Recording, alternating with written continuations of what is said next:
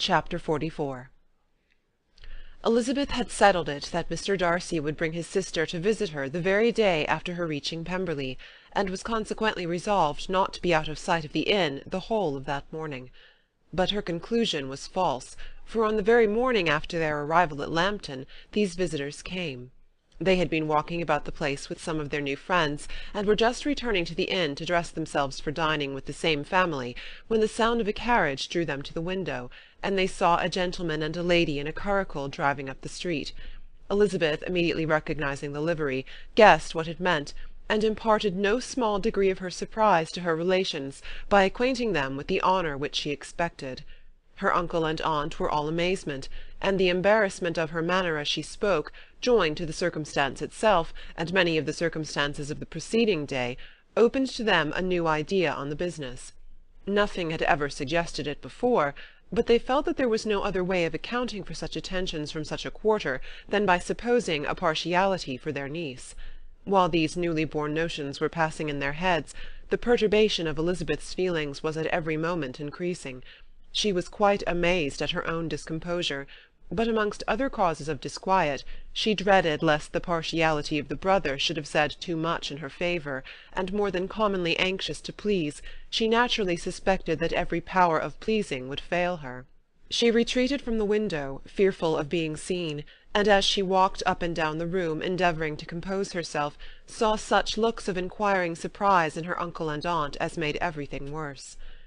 Miss Darcy and her brother appeared, and this formidable introduction took place. With astonishment did Elizabeth see that her new acquaintance was at least as much embarrassed as herself.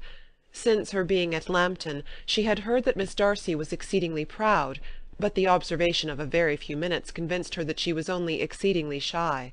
She found it difficult to obtain even a word from her beyond a monosyllable. Miss Darcy was tall, and on a larger scale than Elizabeth, and though little more than 16, her figure was formed and her appearance womanly and graceful. She was less handsome than her brother, but there was sense and good humour in her face, and her manners were perfectly unassuming and gentle. Elizabeth, who had expected to find in her as acute and unembarrassed an observer as ever Mr. Darcy had been, was much relieved by discerning such different feelings. They had not long been together before Mr. Darcy told her that Bingley was also coming to wait on her, and she had barely time to express her satisfaction and prepare for such a visitor, when Bingley's quick step was heard on the stairs, and in a moment he entered the room. All Elizabeth's anger against him had been long done away, but had she still felt any, it could hardly have stood its ground against the unaffected cordiality with which he expressed himself on seeing her again. He inquired in a friendly, though general way, after her family, and looked and spoke with the same good-humoured ease that he had ever done. To Mr. and Mrs. Gardiner he was scarcely a less interesting personage than to herself. They had long wished to see him. The whole party before them, indeed, excited a lively attention. The suspicions which had just arisen of Mr. Darcy and their niece directed their observation towards each with an earnest though guarded inquiry, and they soon drew from those inquiries the full conviction that one of them at least knew what it was to love. Of the ladies' sensations they remained a little in doubt, but that the gentleman was overflowing with admiration was evident enough. Elizabeth, on her side, had much to do. She wanted to ascertain the feelings of each of her visitors, she wanted to compose her own, and to make herself agreeable to all, and in the latter object, where she feared most to fail, she was most sure of success, for those to whom she endeavoured to give pleasure were prepossessed in her favour. Bingley was ready, Georgiana was eager, and Darcy determined to be pleased. In seeing Bingley her thoughts naturally flew to her sister, and oh, how ardently did she long to know whether any of his were directed in a like manner. Sometimes she could fancy that he talked less than on former occasions, and once or twice pleased herself with the notion that, as he looked at her, he was trying to trace a resemblance. But though this might be imaginary, she could not be deceived as to his behaviour to Miss Darcy, who had been set up as a rival to Jane. No look appeared on either side that spoke particular regard. Nothing occurred between them that could justify the hopes of his sister. On this point she was soon satisfied, and 2 or 3 little circumstances occurred ere they parted, which in her anxious interpretation denoted a recollection of Jane not untinctured by tenderness, and a wish of saying more that might lead to the mention of her, had he dared. He observed to her at a moment when the others were talking together, and in a tone which had something of real regret, that "it was a very long time since he had had the pleasure of seeing her," and before she could reply, he added, "It is above 8 months. We have not met since the 26th of November, when we were all dancing together at Netherfield." Elizabeth was pleased to find his memory so exact, and he afterwards took occasion to ask her, when unattended to by any of the rest, whether all her sisters were at Longbourn. There was not much in the question, nor in the preceding remark, but there was a look and a manner which gave them meaning. It was not often that she could turn her eyes on Mr. Darcy himself, but whenever she did catch a glimpse, she saw an expression of general complaisance, and in all that he said she heard an accent so removed from hauteur or disdain of his companions, as convinced her that the improvement of manners which she had yesterday witnessed, however temporary its existence might prove, had at least outlived one day. When she saw him thus seeking the acquaintance and courting the good opinion of people with whom any intercourse a few months ago would have been a disgrace, when she saw him thus civil, not only to herself, but to the very relations whom he had openly disdained, and recollected their last lively scene in Hunsford Parsonage, the difference, the change, was so great, and struck so forcibly on her mind, that she could hardly restrain her astonishment from being visible. Never, even in the company of his dear friends at Netherfield, or his dignified relations at Rosings, had she seen him so desirous to please, so free from self-consequence or unbending reserve, as now, when no importance could result from the success of his endeavours, and when even the acquaintance of those to whom his attentions were addressed would draw down the ridicule and censure of the ladies both of Netherfield and Rosings. Their visitors stayed with them above half an hour, and when they arose to depart, Mr. Darcy called on his sister to join him in expressing their wish of seeing Mr. and Mrs. Gardiner and Miss Bennet to dinner at Pemberley before they left the country. Miss Darcy, though with a diffidence which marked her little in the habit of giving invitations, readily obeyed. Mrs. Gardiner looked at her niece, desirous of knowing how she, whom the invitation most concerned, felt disposed as to its acceptance, but Elizabeth had turned away her head. Presuming, however, that this studied avoidance spoke rather a momentary embarrassment than any dislike of the proposal, and seeing in her husband, who was fond of society, a perfect willingness to accept it, she ventured to engage for their attendance, and the day after the next was fixed on. Bingley expressed great pleasure in the certainty of seeing Elizabeth again, having still a great deal to say to her, and many inquiries to make after all their Hertfordshire friends.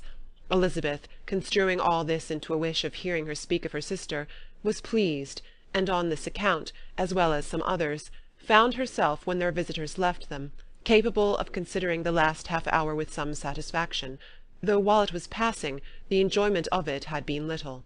Eager to be alone, and fearful of inquiries or hints from her uncle and aunt, she stayed with them only long enough to hear their favourable opinion of Bingley, and then hurried away to dress. But she had no reason to fear Mr. and Mrs. Gardiner's curiosity.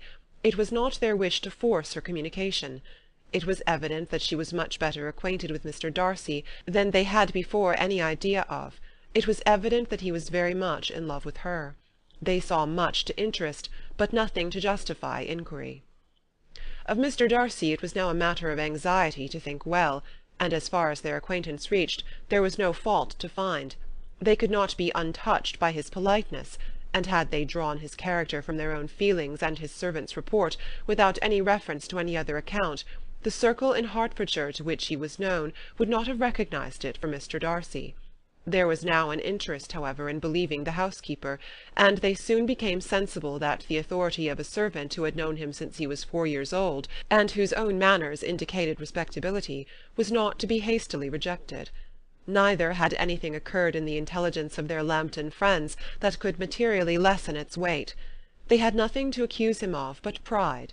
Pride he probably had, and if not, it would certainly be imputed by the inhabitants of a small market town where the family did not visit.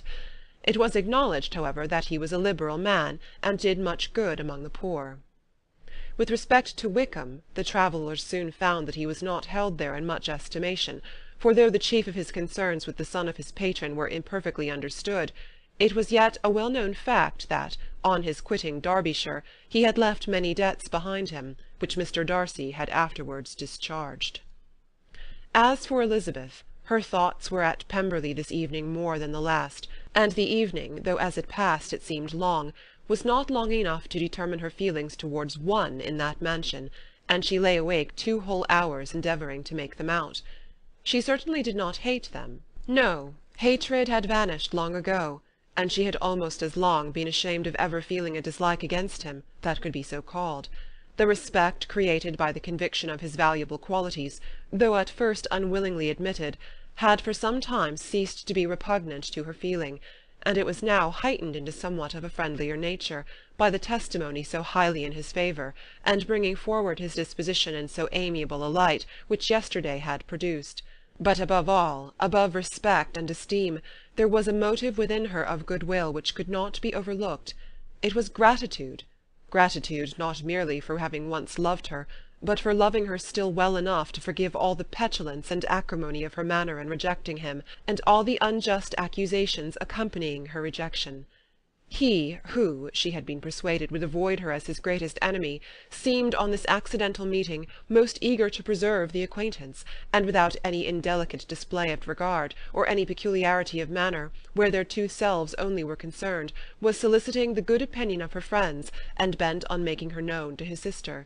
Such a change in a man of so much pride exciting not only astonishment but gratitude, for to love, ardent love, it must be attributed, and as such its impression on her was of a sort to be encouraged, as by no means unpleasing, though it could not be exactly defined. She respected, she esteemed, she was grateful to him, she felt a real interest in his welfare, and she only wanted to know how far she wished that welfare to depend upon herself, and how far it would be for the happiness of both that she should employ the power, which her fancy told her she still possessed, of bringing on her the renewal of his addresses. It had been settled in the evening between the aunt and the niece that such a striking civility as Miss Darcy's in coming to see them on the very day of her arrival at Pemberley, for she had reached it only to a late breakfast, ought to be imitated, though it could not be equalled, by some exertion of politeness on their side, and consequently that it would be highly expedient to wait on her at Pemberley the following morning. They were therefore to go. Elizabeth was pleased, though when she asked herself the reason, she had very little to say in reply. Mr. Gardiner left them soon after breakfast. The fishing scheme had been renewed the day before, and a positive engagement made of his meeting some of the gentlemen at Pemberley before noon. Chapter 44